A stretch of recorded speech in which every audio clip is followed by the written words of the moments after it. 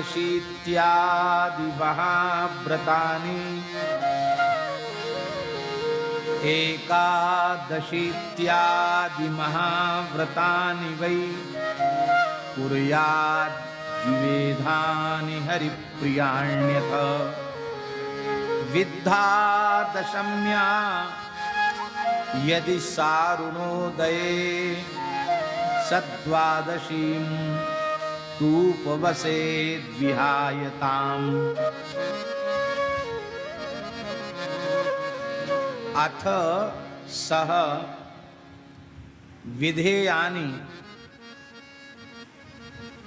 विवेधानि वै हरिप्रियाणि एकादशी इत्यादि महाव्रतानि कुर्यात् यदि अरुणोदय सा दशम्या विद्धा तु ताम विहाय द्वादशीम उपवसेत।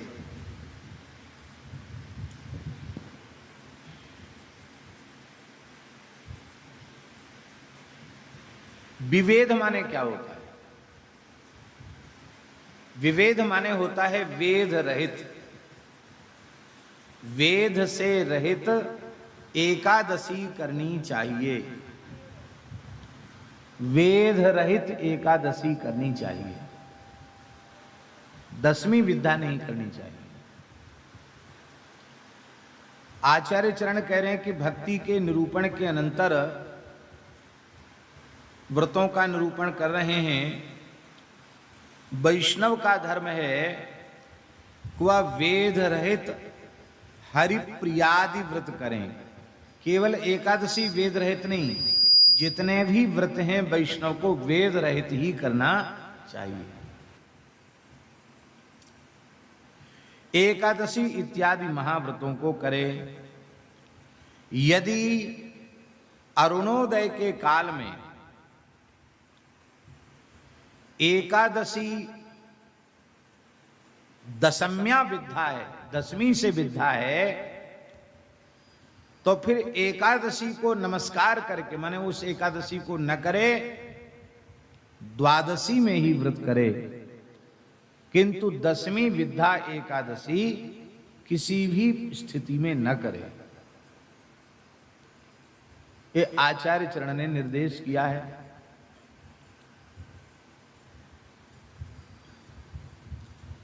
एक ग्रंथ है, उसका नाम है सदाचार महोदधि। बहुत सुंदर ग्रंथ है, पढ़ने योग्य है। दास ने एक बार उस ग्रंथ को आद्योपांत देखा है। उसमें एक बहुत अच्छी बात हमको लगी। कई बातें, उनमें एक बात बता रहे। पुराण का प्रमाण प्रस्तुत करते हुए ग्रंथकार ने लिखा है एकादशी के प्रकरण में कि गांधारी ने, महासती गांधारी ने, धृतराष्ट्र की पत्नी गांधारी ने भगवान श्री कृष्ण से कहा कि मैं अपने विशुद्ध पातिव्रत धर्म के आचरण से इतनी पवित्रांतक करण वाली हो चुकी हूं कि मुझे अपने पिछले 100 जन्मों तक का स्मरण है, 100 जन्मों तक की मुझे याद है। मैंने कोई शास्त्र विरुद्ध आचरण नहीं किया, पाप नहीं किया। फिर बिना पाप के यह कष्ट हमारे सामने कैसे आया? मेरे 100 पुत्र हुए, पर आज 100 में से एक भी हमको मुखाग्नि देने के लिए, बुढ़ापे में हमारी सेवा करने के लिए एक भी पुत्र उपस्थित नहीं है। तो मुझे तो अपने 100 जन्मों की याद है, पर तुम परमात्मा हो, तुम्हारा ज्ञान तो निरवधिक ज्ञान है, आप तो सर्वज्ञ हैं। तो मैं ये जानना चाहती हूं कि 100 जन्म की तो मुझे याद है, मैंने कोई पाप नहीं किया, फिर किस पाप के परिणाम स्वरूप ये दिन हमें देखना पड़ा कि हमारे 100 पुत्रों में एक पुत्र भी जीवित नहीं है, सब मारे गए। तो भगवान ने वहां उत्तर दिया है कि तुमने जो कहा बिल्कुल ठीक कहा, 100 जन्म में तुम्हारे कोई पाप नहीं है, पर 100 जन्म के पहले जो जन्म था उस जन्म में तुमने 10वीं विद्या एकादशी की थी, उसके पाप से तुम्हारे 100 पुत्र मारे। ये बात हमने जब उसमें पढ़ी सदाचार महोदधि नामक ग्रंथ में, तुम्हारे रोंगटे खड़े हो गए। अब लोग गांव देहात में वेदाचार्य जी, जिनको ज्यादा ज्ञान नहीं है, वहां गांव के पंडित भी ऐसे ही बता देते हैं कि वो दूसरी वाली एकादशी बाबा बैरागियों की एकादशी है और पहली वाली गृहस्थों की है। कहते पहली वाली गृहस्थों की एकादशी है और वो बाबा जियों की है, साधुओं की एकादशी है, ऐसा बोल रहे थे। तो कई बार भोले भाले वैष्णव जो गृहस्थ हैं उनके भी यही समझ में आता कि चलो हम भले ही वैष्णव हैं पर हैं तो गृहस्थ ही, तो हमको गृहस्थ वाली एकादशी करनी चाहिए। साधु सन्यासी और गांव के लोग कई बार ऐसा भी बता देते, अरे करोगे तो तुम बहुत तुम्हारा अनिष्ट हो जाएगा, बाबा जी वाली एकादशी नहीं करना।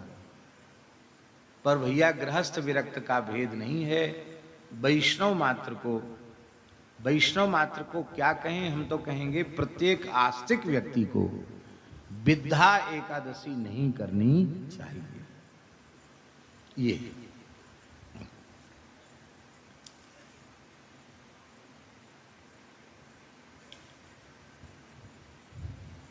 महाव्रतों के अनुष्ठान से पापों का विनाश तो होता ही है, भगवान में प्रेम उत्पन्न होता है, और वे जितने एकादशी आदि महाव्रत हैं उन सभी को वेद रहित तिथि में ही करना चाहिए, वेद से युक्त तिथि में नहीं करना चाहिए। ये बात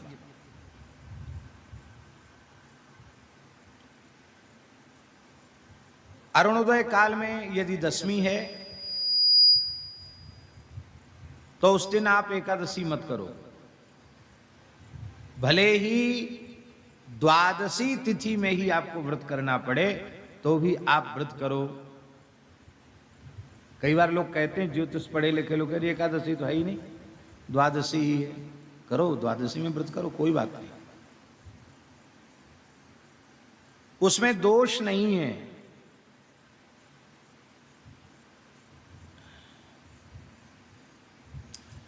श्रीमद् भागवत में महाराज जी तो विराजे हैं, विधिवत श्रीमद् भागवत आपने वृंदावन में रह करके पढ़ा है। परम भागवत अम्बरीश जी के चरित्र में सुखदेव जी क्या कह रहे हैं, आरिराधयिषु कृष्णम महिष्या तुल्यशीलया युक्तः सांवत्सरो वीरः दधार द्वादशी व्रतम। सांवत्सरो वीरो दधार द्वादशी व्रतम, एकादशी व्रतम दधार नहीं कह रहे हैं, द्वादशी व्रतम दधार, माने द्वादशी प्रधान एकादशी व्रत किया, इसका आशय। भगवान नारायण की तिथियों में द्वादशी तिथि भगवान को विशेष प्रिय। विद्या ना करे भले ही द्वादशी में व्रत करना पड़े। और इस विषय को और आगे भी विस्तृत रूप में उन्होंने व्याख्यान किया है।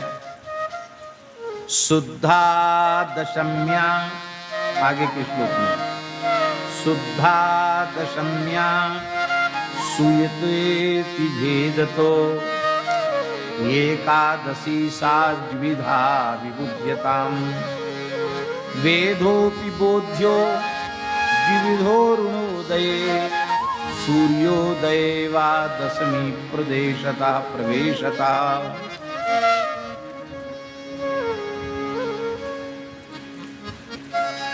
दो प्रकार की एकादशी, एक शुद्धा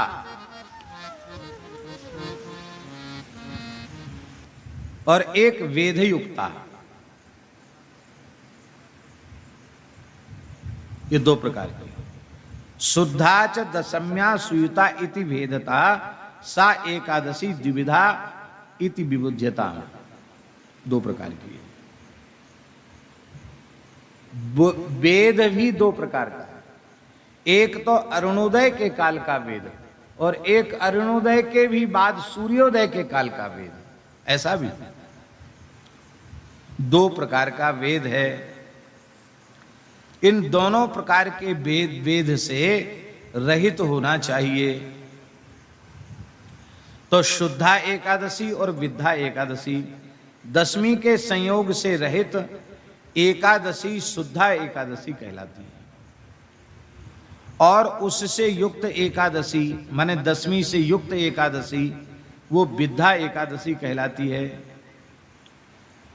अरुणोदय काल में दशमी का प्रवेश होने से भी विद्धा एकादशी होती है, दशमी तिथि का वेद हो जाता है, और सूर्योदय काल में दशमी तिथि के प्रवेश से भी दूसरा वेद हो जाता है। ये दोनों प्रकार के वेद एकादशी व्रत में त्याज्य हैं।